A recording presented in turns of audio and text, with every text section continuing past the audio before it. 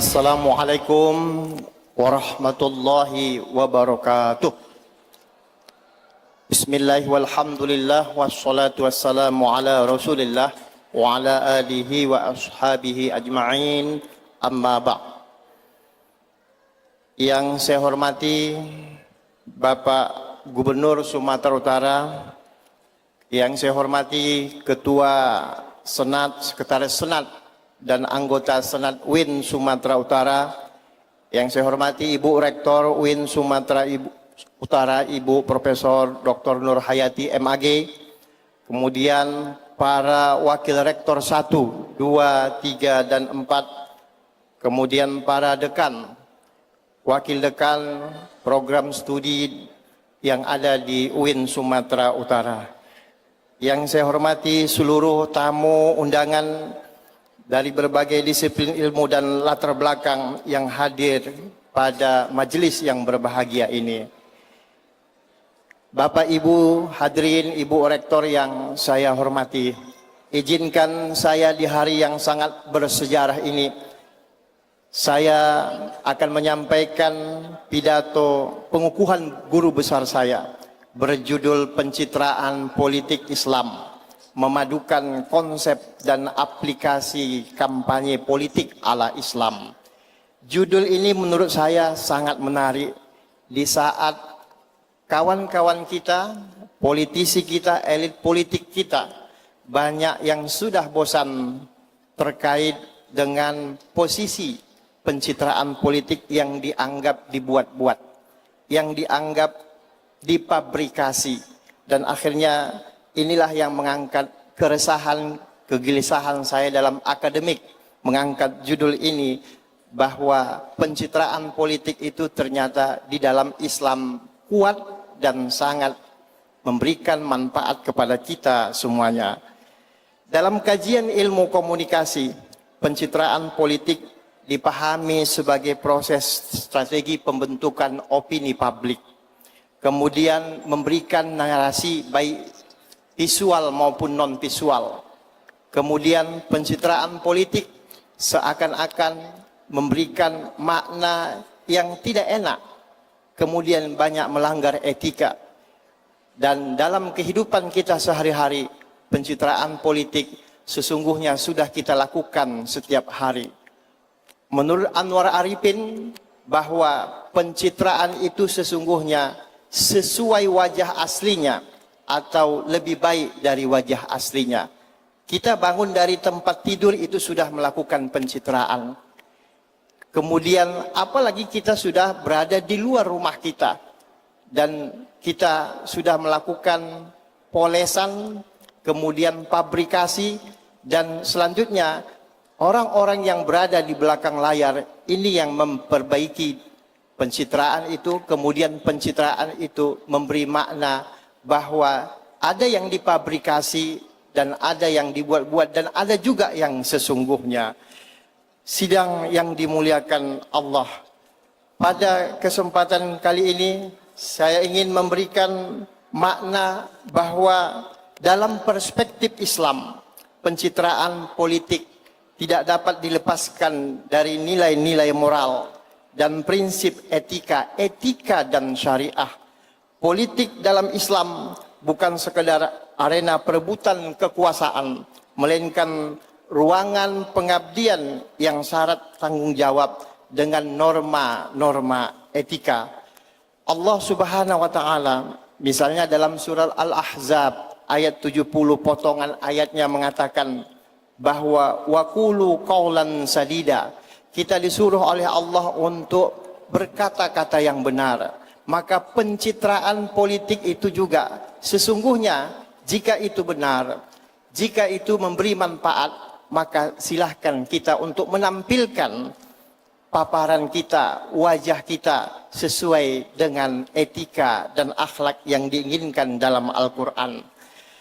Saudara-saudara sekalian, Ketua Senat dan Ibu Rektor yang dimuliakan Allah, karena menyingkat waktu kita pada siang hari ini, dari pencitraan politik ini izinkan saya, setelah kita memahami apa itu pencitraan politik secara singkat, kemudian apa itu pencitraan politik dalam perspektif Islam, maka izinkan saya mengajukan 3 gagasan penting dalam pencitraan politik Islam, kampanye ala Islam yang melibatkan banyak tokoh ulama, kemudian tokoh masyarakat, politisi kita yang sering berbalutkan kepada doktrin agama. Pertama, pencitraan politik itu harus kita geser. Bagaimana caranya? Makna menggeser ini adalah dari simbol semata kepada akhlak politik.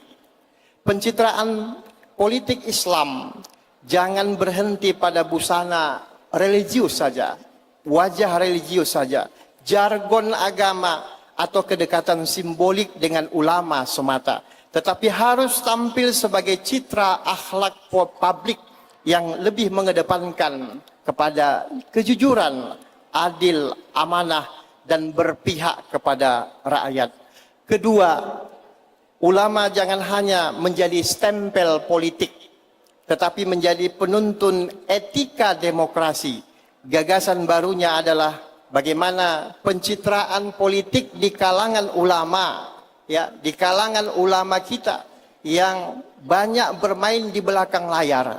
Karena ini yang kita sebut dengan backstage, panggung belakang. Ulama-ulama kita banyak bermain di belakang layar, ya, untuk bermain dalam dukungan-dukungan kontestasi politik. Tapi bagaimana dia, ulama-ulama kita bisa berada di front stage, panggung depan. Karena panggung depan sesungguhnya memberi tujuan nyata bahwa politik itu sebenarnya tidak abu-abu, tetapi memberikan makna bahwa panggung depan penting, apalagi di panggung belakang. Karena bagaimanapun dalam sistem politik kita di Indonesia ini, pencitraan politik itu tidak bisa kita hindarkan. Kita mau menjadi calon presiden harus melapor kepada partai politik. Kita mau menjadi komisioner harus melapor kepada partai politik. Bahkan kita mau menjadi legislatif sekalipun harus melapor kepada partai politik. Di kalangan birokrasi kita, gubernur misalnya, bupati, wali kota, bahkan rektor sekalipun, kita harus melapor kepada partai politik. Dan semua itu dikerjakan berada di panggung belakang, bukan di panggung depan. Sidang yang dimuliakan Allah, Ketua Senat, kemudian Ibu Rektor yang saya muliakan. Yang ketiga adalah saya menyuguhkan gagasan terkait dengan pencitraan politik Islam itu adalah kampanye politik ala Islam berbasis maslahat, bukan kultus figur.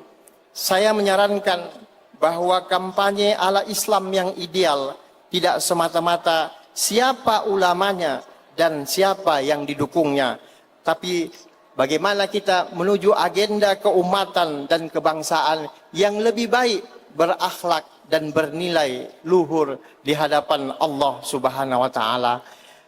Sidang yang dimuliakan Allah, Ketua Senat, kemudian Ibu Rektor yang dimuliakan Allah, izinkan saya dalam pidato singkat ini, karena pidato singkat ini kalau disebut pidato ya pidato, tapi bukan kita ceramah ya, ceramah. Jadi kalau pidato itu ya pidato yang sesuai dengan apa yang disampaikan sesuai agenda acara kita. Pada kesempatan kali ini secara khusus saya menyampaikan setinggi-tingginya kepada almarhum Bapak Profesor Dr. Nur Ahmad Fadil MA, Rektor UIN Sumatera Utara pada tahun 2014. Saat itu saya melalui tanda tangan beliaulah saya bisa mengajukan PNS dari CPNS kepada PNS di saat beliau dalam kondisi yang tidak sehat. Dan beliau juga pernah menjadi tenaga ahli di fraksi PAN DPRD Provinsi Sumatera Utara. Ucapan terima kasih juga secara khusus saya sampaikan kepada Ketua PWI Sumatera Utara, Persatuan Wartawan Indonesia, Bapak Parianda Putra Sinik, kemudian kawan-kawan wartawan, karena saya dulu ketika berada di lapangan bertindak atau berprofesi sebagai wartawan selama 24 tahun. Ada sebutan bahwa wartawan dulu yang kalau tidak ada kendaraan namanya warjaki, wartawan jalan kaki. Tapi melalui idealisme itulah saya membangun diri, membangun karakter.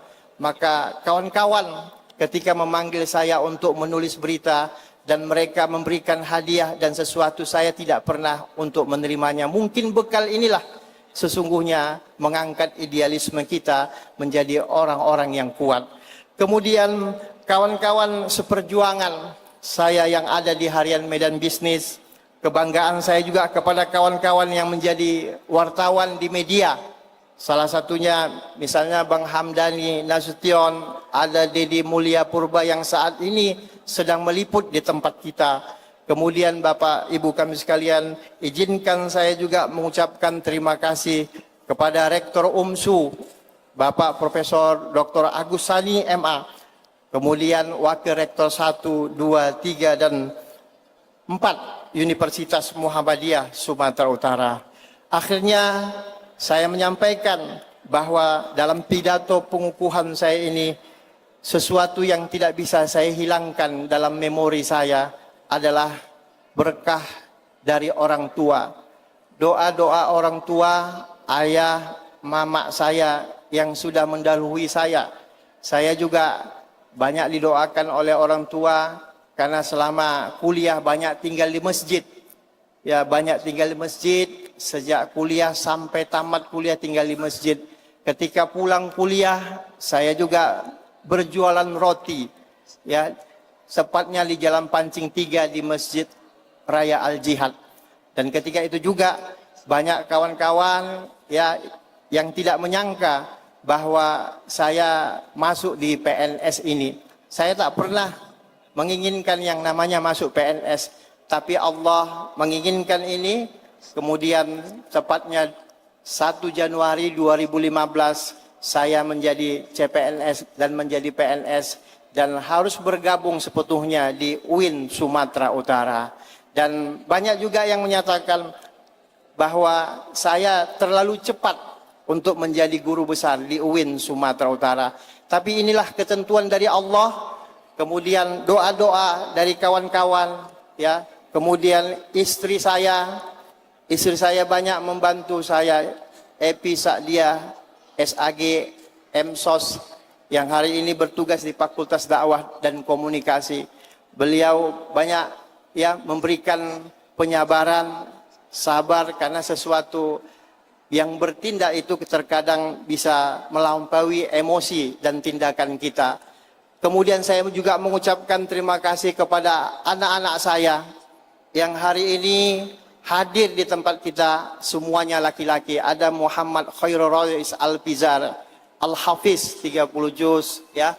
Kemudian anak saya dari UIN Sunan Kalijaga Yogyakarta, Muhammad Hafiz Al-Pizar. Kemudian dari Surabaya juga kuliah, ya, KPI di Surabaya, program studinya Muhammad Tahfidz Al-Pizar. Dan yang terakhir adalah Muhammad Fikri Rizki Al-Pizar di Azkia, Medan.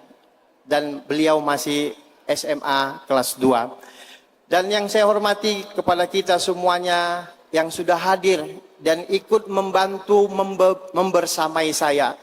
Ada orang tua saya dari Labuan Batu Utara, dari mertua, ya, kemudian adik-adik saya, adik ipar yang datang dari rantau perapat. Ada Kak Narjah, ya, Narjah Dalimunti, yang juga keponakan Pak Haji Abdul Wahab Dalimunti, dan semua yang sudah memberikan kontribusi kepada saya sehingga proses tahapan pengusulan guru besar saya ini berjalan dengan baik.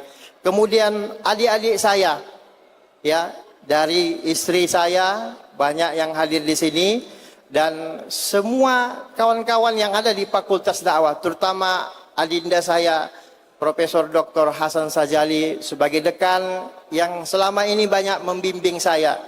Adik saya Dr. Ahmad Sampurna MA yang sudah banyak berdiskusi, setiap saat berdiskusi. menyampaikan gagasan dan perubahan-perubahan kita yang ada di UIN Sumatera Utara. Yang terakhir, saya tidak bisa menyebutkan satu persatu karena sesungguhnya kontribusi dari kawan-kawan abang-abang kita yang ada pada hari ini yang saya undang semuanya, ini bahagian yang sangat menyenangkan kepada saya dan akhirnya saya menyandang sebagai guru besar saya. Dan yang terakhir, sidang jamaah yang dimuliakan Allah, ya, saya mengucapkan terima kasih juga kepada Ibu Rektor, ya, Bapak WR1, WR2, WR3 dan WR4 yang sudah banyak berkontribusi untuk kita, ya. Kemudian untuk pengusulan guru besar saya juga ada Profesor Dr. Chandra Wijaya MPD sebagai tentor saya. Adik-adik saya ada Mujurul Iman, ada Firmansa, ada Faisal, ya. Kemudian ada Ibu Proptin yang sudah banyak mententor saya dalam rangka pengusulan guru besar saya sehingga berjalan dengan baik. Mungkin inilah yang bisa saya sampaikan mengenai pidato pengukuhan, itu bisa kita lihat nanti dalam buku. Terima kasih dan saya ucapkan dengan wassalamualaikum warahmatullahi wabarakatuh.